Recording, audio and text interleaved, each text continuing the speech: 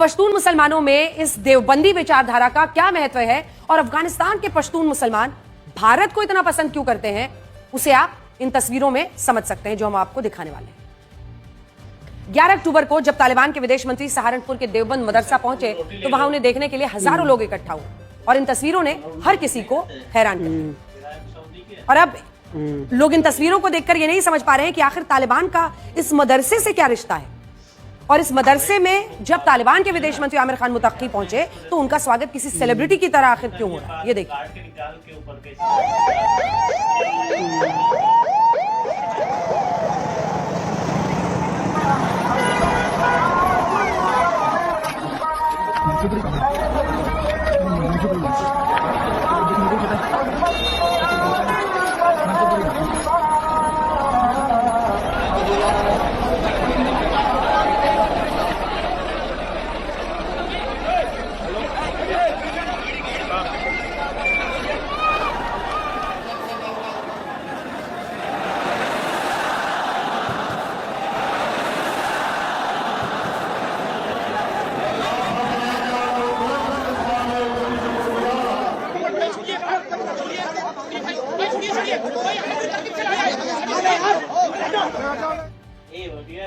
हुजूम था लोगों का, हुजूम ईरान के विदेश मंत्री मुतक्की को देखने का देवबंद। और देखिए उत्तर प्रदेश के एक मदरसे में तालिबान के विदेश मंत्री का ऐसा स्वागत देखकर आज हर कोई ये पूछ रहा है कि आखिर तालिबानी भारत के इस मदरसे को इतना क्यों मानते हैं। तो सबसे पहले आप ये समझिए कि तालिबान के विदेश मंत्री देवबंद के इस मदरसे में इसलिए आए थे क्योंकि उन्हें इस मदरसे से खास तरह की उपाधि मिलनी थी। इस उपाधि को कासमी कहा जाता है। ये उपाधि उन उलेमाओं को मिलती है जिन्होंने देवबंद में हदीस की शिक्षा दी हो या वहां से हदीस की शिक्षा देने के लिए औपचारिक मान्यता पाई हो। और तालिबान के विदेश मंत्री आमिर खान मुतक्की को यह औपचारिक मान्यता अब देवबंद के इस मदरसे से मिल गई है और अब उनका पूरा नाम आमिर खान मुतक्की काज़मी हो गया है। रोटी ले लो। बहुत कम लोग ये जानते हैं कि तालिबान के पश्तून मुस्लिम शुरुआत में भारत के दारुल उलूम देवबंद की विचारधारा को ही मानते थे, लेकिन बाद में पाकिस्तान एक छोटे देवबंद का विचार लेकर आया और उसने एक नई विचारधारा बनाई जिसे दारुल उलूम हक्कानिया देवबंद कहा गया। ये वही हक्कानिया देवबंद था जिसके मदरसों में तालिबान नाम का संगठन निकला और इसने अफगानिस्तान पर शासन के लिए जिहाद किया।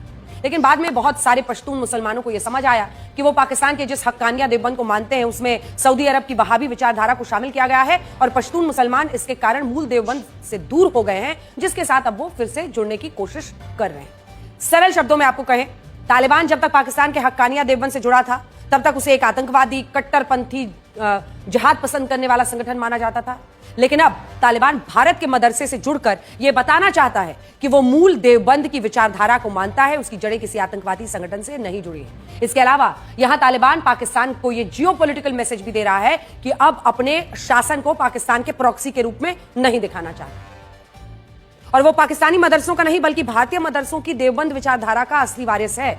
और ये एक ऐसी चीज है जिसके मायने भारत के लिए भी एक चुनौती पैदा करेंगे। ये बात हम इसलिए कह रहे हैं क्योंकि देखिए तालिबान एक आतंकवादी संगठन रहा है, लेकिन अब वो खुद को भारत के देवबंद की इस्लामिक शाखा बताना चाहता है और ये वही देवबंद है जो एशिया का सबसे बड़ा मदरसा भी है और जिस पर भारत में कई गंभीर आरोप भी लग चुके हैं। दारुल उलूम देवबंद की शुरुआत साल 1866 में सहारनपुर जिले के छोटे से कस्बे देवबंद में हुई थी और इसी वजह से इसे दारुल उलूम देवबंद कहा गया।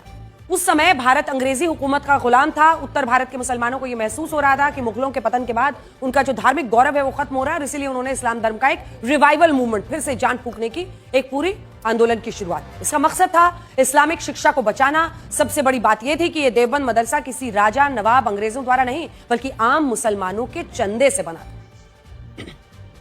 इसका मतलब यह भी था कि यह किसी सरकार या शासक के अधीन नहीं था बल्कि जनता के सहयोग से चलता था और यहाँ कुरान याद करने के लिए को लेकर धार्मिक कोर्स सब कुछ वहां पर कराया जा रहा था। लेकिन समय के साथ इस देवबंद मदरसे को लेकर कई विवाद हुए, इस पर कट्टरपंथ को बढ़ावा देने के आरोप भी लगे। यही वो मदरसा था जिसने फोटोग्राफी को इस्लाम धर्म के खिलाफ बताया और फोन पर 3 तलाक देने की कुप्रथा का समर्थन किया और इस तरह के कई फतवे जारी हुए जिनसे भारत में धर्मनिरपेक्षता को लेकर एक नई बहस छिड़ गई थी।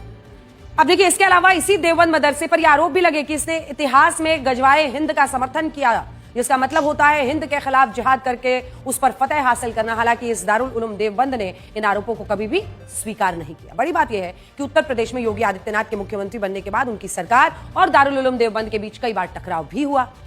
4 साल पहले अफगानिस्तान में जब तालिबान का शासन आया तब देवबंद की निगरानी के लिए यहां पर एक एंटी टेररिज्म स्क्वाड की शाखा बनाई गई और सरकार ने तालिबान और देवबंद के रिश्तों पर कड़ी नजर रखी। लेकिन समय का चक्र देखिए कि आज इसी तालिबान के